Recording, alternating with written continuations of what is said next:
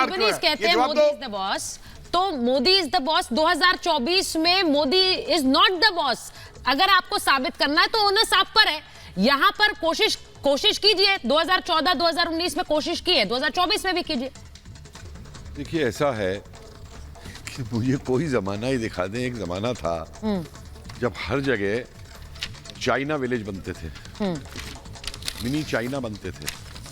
मैं सिडनी गया हूँ, ब्रिस्बेन गया हूँ, मैंने खुद वहाँ पे मिनी चाइना देखे हैं। और आज अगर वहाँ पे लिटिल इंडिया बन रहा है, अब ये बात कर रहे हैं राजनीति की, और इन्होंने 4 मुद्दे 5 मुद्दे उठा दिए। इन्होंने महंगाई का मुद्दा उठा दिया, बेरोजगारी का मुद्दा उठा दिया, ये कर दिया। भाई मुझे फिर एक बात बताइए, अगर मैं राजनीतिक सवाल पूछ लूंगा तो ये परेशान हो जाएंगे। 2000 के नोट पे इन्होंने सारी वो की।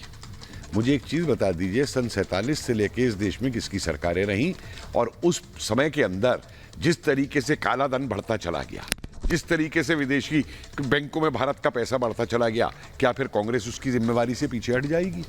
इसलिए ऐसे सवाल मत उठाइए। आज भी मोदी जी की जो इज्जत की वजह है, और मैं खुद इज्जत करता हूं, मुझे बताइए कोविड के जमाने में दुनिया का कौन सा देश था जिसने रेलगाड़ियां चलवाई, जिसने इतनी फ्लाइट्स चलवाई दूसरे देशों से अपने नागरिकों को लाने के लिए, जिसने किस तरीके से गरीबों के अंदर वो, मैं स्कीम भूल रहा हूं, वो खाना और वो सब बटाया।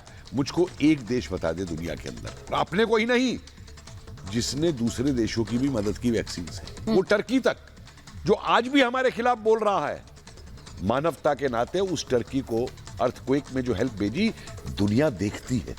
इसीलिए पोल के अंदर ये आती है कि कौन लीडर क्या कर रहा है। मैं इंदिरा गांधी की तारीफ करूंगा, जब सन 71 पाकिस्तान की लड़ाई जीत करके उन्होंने देश को गौरव दिलाया था, कितना सारा देश उनके साथ उठ करके खड़ा हुआ था। आज दिक्कत ये हो गई है कि हमारे विरोधी राजनीतिक दल जो हैं, वो देश में, प्रधानमंत्री में और अपनी राजनीति में इसमें फर्क नहीं करते। ये बालकोट को भी क्वेश्चन करेंगे, ये हर चीज को क्वेश्चन करेंगे। मतलब देश के हित में अगर कोई भी चीज हो रही हो तो ये उस पे अपना प्रश्न उठाए। नहीं, मैं एक क्योंकि इनकी सत्ता की हवस जो है, इस सत्ता से जो बाहर हो चुके हैं, उस सत्ता को प्राप्त करने के लिए ये किसी भी लेवल तक जा सकते हैं। अब ये बड़ा अजीब सा सवाल है। मैं इसलिए पूछूंगी क्योंकि अभी प्रधानमंत्री नरेंद्र मोदी बाहर है, विदेश दौरे पर हैं, या G20 का एक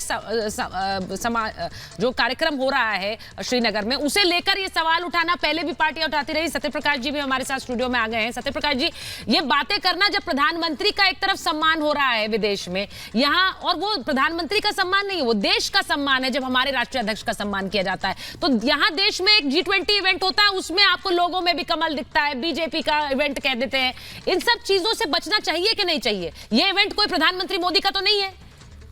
नहीं, बिल्कुल नहीं है उनका इवेंट, लेकिन वो इवेंट मैनेजमेंट में इतने माहिर है भाजपा और उनकी सरकार की, कहीं ना कहीं हर इवेंट को ये साबित करते रहते हैं ये देश का इवेंट नहीं है, भाजपा का की उपलब्धि है, और प्रधानमंत्री उसको इस तरह से छिपाते हैं कि ऐसा प्रतीत हो देश को कि जैसे ये ना रहे तो पूरे देश में कोई बात नहीं हो। प्रधानमंत्री का सम्मान विदेश में करे, वो हमारे लिए गौरव की बात है। सत्यप्रकाश जी, अभी तो मोदी जी है नहीं, अभी तो नहीं है इवेंट, अभी उस इवेंट में आपत्ति नहीं है, लेकिन कोई भी इवेंट ऐसा नहीं हुआ पिछले 9 सालों में जिसमें भारतीय जनता पार्टी या प्रधानमंत्री मोदी जी ने यह साबित करने की कोशिश नहीं की कि ये झुकाव भाजपा की तरह लोगों का बने।